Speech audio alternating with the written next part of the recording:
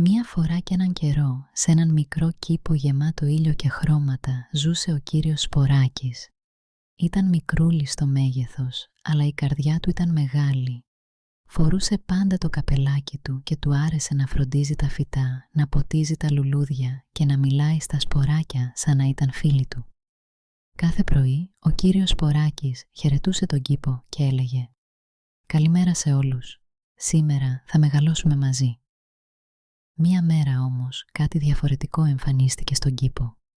Ένα μικρό γκρι σποράκι, λίγο ζαρωμένο, λίγο σκυθροπό, καθόταν μόνο του στην άκρη του χώματος.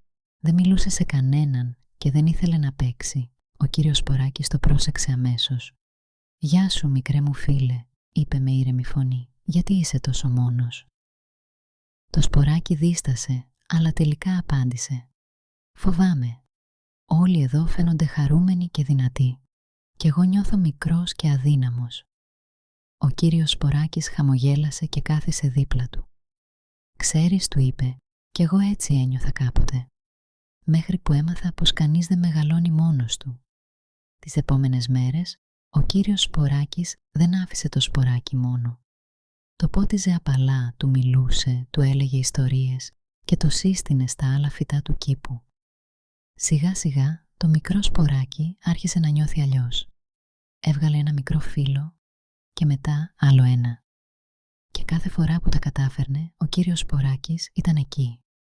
Μια μέρα, ο κήπος χτυπήθηκε από δυνατό αέρα. Τα φυτά λύγιζαν, τα φύλλα πετούσαν παντού και το μικρό σποράκι τρόμαξε. «Κύριε Σποράκη», φώναξε, «δεν τα καταφέρνω μόνος μου».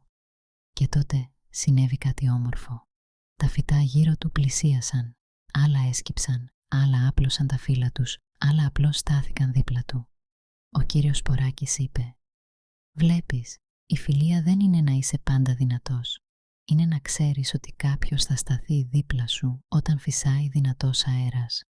Όταν η καταιγίδα πέρασε, το μικρό σποράκι είχε μεγαλώσει, όχι μόνο σε μέγεθος, αλλά και στην καρδιά. «Ευχαριστώ», είπε συγκινημένο.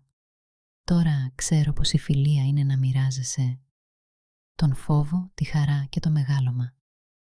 Ο κύριος Σποράκης χαμογέλασε ξανά. «Ακριβώς, μικρέ μου φίλε, όλα μεγαλώνουν καλύτερα όταν μεγαλώνουν μαζί». Και από εκείνη τη μέρα, ο κήπος δεν ήταν απλώς γεμάτος φυτά, ήταν γεμάτος φίλους.